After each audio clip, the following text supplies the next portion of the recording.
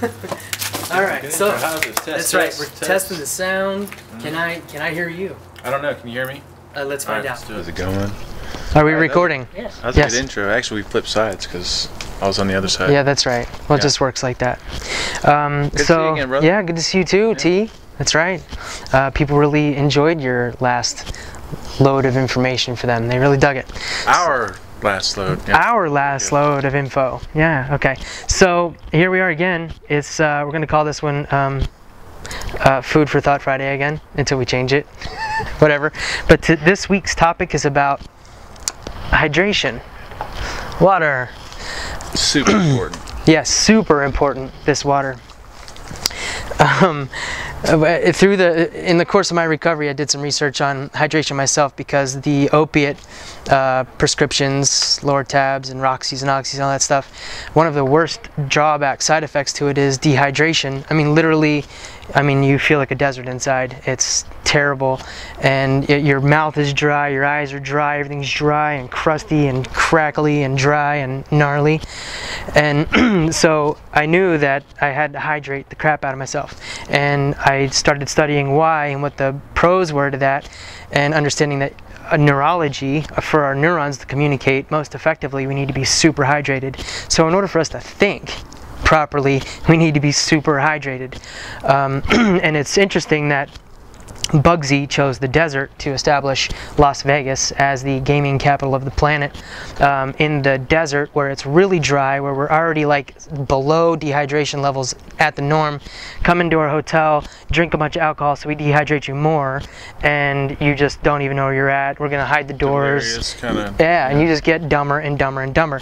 But they keep our attention with the bells and the whistles and the lights and everything else. Don't just drink water and don't gamble. Yeah. That's right. So I'm going to hand it off to T because he is the mastermind with all of the nutrition facts. And that's good kind of segue into this whole thing because like you, through experience, understand like how important hydration is. But let me ask you, do you know how long we can go without food? I'm going to guess. Just take a guess, yeah. A week. All right. Slade, you got a guess? Our cameraman back there. How long can you go without food? 14 days. All right, it's not bad. So up to 8 weeks. Oh wow! Right? Jeez. Now 8 weeks. You know, if you can imagine not eating for 8 weeks, that means that 8 weeks you're dead. But I mean, 8 weeks. You know, that's a pretty long time. Now, how long can you go without water? I'd say that one would be like 3 days. 3 days. 1 to 10 days. Okay. So you guys are in there, yeah.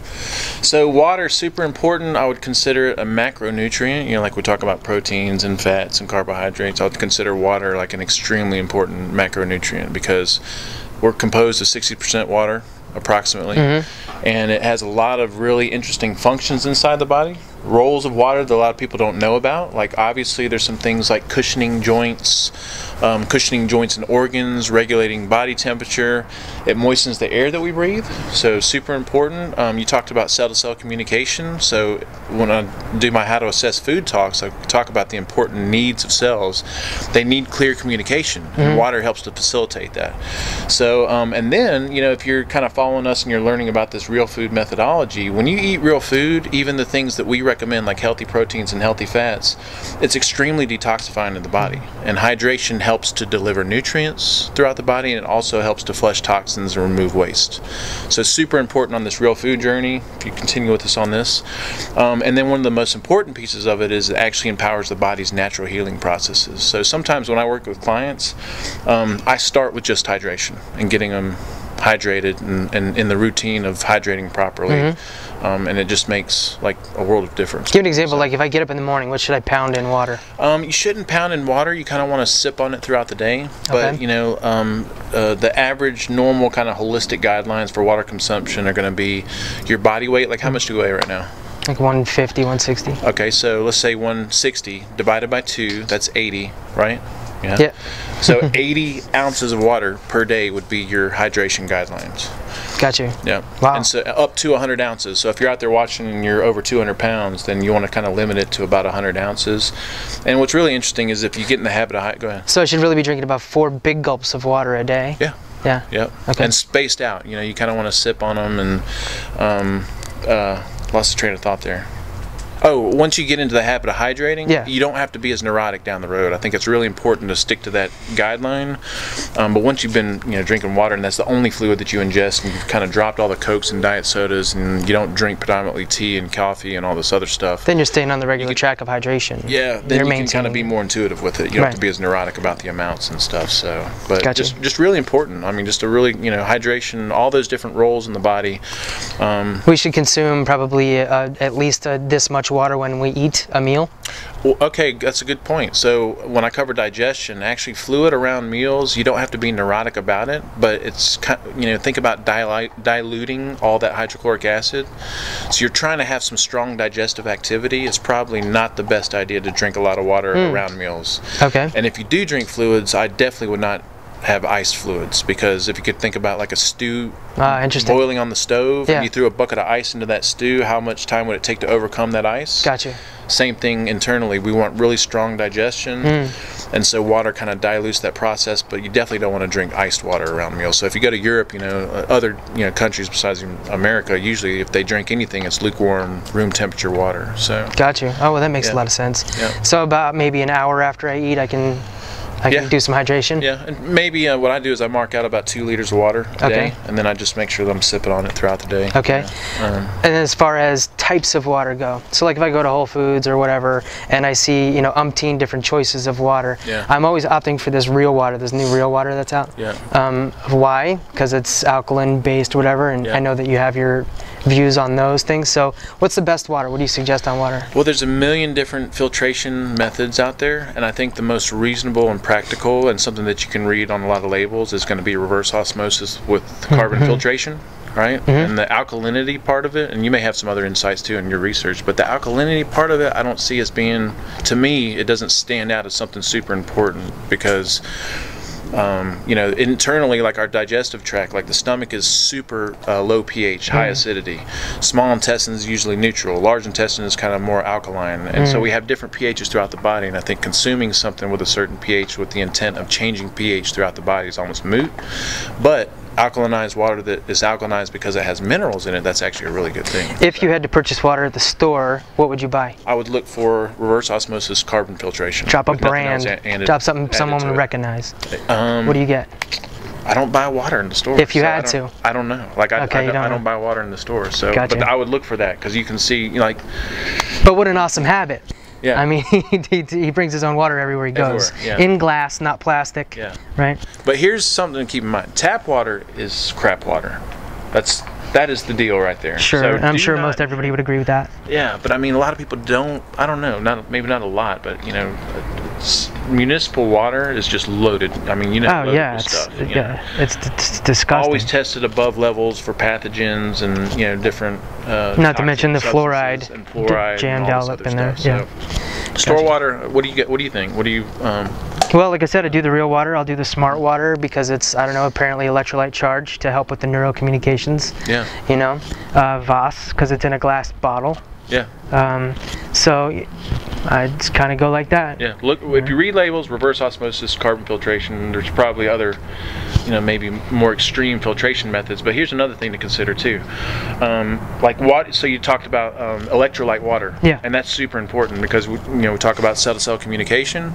But I talk about this in my How to Assess Food class too. Anytime your body has to assimilate something that is different or lacks things that come with it in nature, then it has to pull from its nutrient reserves to make it whole. So if I were to take some interstitial fluid out of any part of your body, What? interstitial, What's like that mean? In between your cells or tissues, or maybe like your tears or your Okay. mucus, right? All right. It would not be distilled water. It would be something more like salt water. Okay. It would have a lot of stuff in it. Sure. And so if we ingest water that is, just nothing but filtered water and has nothing else added to it, then our body has to make that into a usable form. So we kind of deplete our nutrient stores to make that water usable. So what I usually recommend is for people to take a pinch of unrefined Himalayan sea salt. Gotcha. You can also use Celtic or Celtic sea salt. It comes from pristine salt beds that are not, even if you see sea salt in the store, typically sea salt is, all salt comes from the sea. Right. That's a play on terms. It's anti-caking agents, it has fillers, has stuff in it that they don't put on the label. So if you get unrefined Himalayan salt, it's intact with all the trace minerals. You put a little pinch in your water, just like. Yeah, what's a pinch? Show me a pinch. You don't want to make it taste like salt water. All right. So for a big glass like that, just a little bit.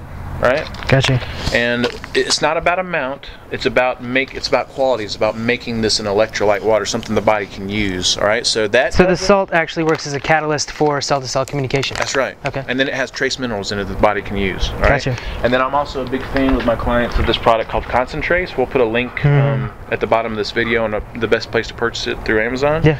And you just put a few drops. The bigger the glass, the more drops, but maybe 2, 3, 4, 5, something like that. And this also has trace minerals, just a different nutrient profile. It's got a lot of magnesium and some other stuff in it. So, gotcha. So that right there is something that your body can use and recognize, and it doesn't pull from its nutrient reserves to make it something that it needs other places. Nice. If that makes any sense. It does. It makes plenty of sense. And then if you're an athlete, athletes blow through nutrients, so it's just absolutely crucial to have water that's mineralized. Gotcha. So this is your own form of T-Aid. Gatorade. Would this be T-Aid? Right. Yeah. And actually, the original Gatorade Tade? formula was Tade water. Nice.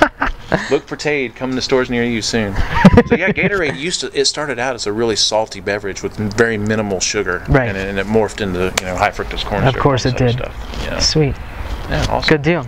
Well, there's also a whole lot more we could go off on about water too. If anybody's familiar with Dr. Emoto's testings on water, his experiments with water, and how the actual structure of water gets distorted with just negative intention. That's a whole nother subject on its own. And positive intention. And positive intention, yeah. When they take the water and they they'll write on it, just write on a piece of tape on the glass of water, hate or love, or they'll ignore it. And the hate water, once it's frozen and then checked out under a dark field microscope, stop it.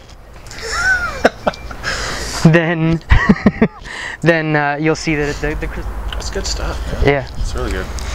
Yeah, well, it continues. It's like in one thing to the next thing to the next thing. It's going now. Okay, so the takeaway from that is it be kind to your water or be kind to each other because we're mostly water, or what? Stay in a state of kindness. Yeah. Really, stay in a state of kindness. Because it affects everything. It affects everything around you. If you're in a negative state, you're affecting your water, and your water is getting distorted, and you're consuming distorted water. Yeah. And that just goes way down deep on the quantum level, but we'll get there eventually. Cool. So anyway, lots of great information. We'll have a lot of links below in regards to water. We'll have a hydration guide for you, how to mineralize and flavor your water. Because if you have a hard time drinking water, you can actually flavor your water. With? You can soak it in anything: cucumbers, mint, citrusy fruits, rosemary. Got you. Yeah, really good stuff. Anything else? No, that's it. All right. So, enjoyed this. Yeah, definitely. Yeah. Always good information. It never ends, and we could go on and on and on. But we do have to cut it, because we try to have keep to cut this it. under 15 minutes. So I think we're right there. So thank you, T, for sharing with us today and giving us your perspective on water and what it's all about. I mean, the dude's just a wealth of knowledge, and stay hydrated is the bottom line. That's all we want to do, is just stay hydrated, right? Thank you. Thank you. Enjoyed that. That's right. Stay hydrated. Next time. I kind of knew it was coming.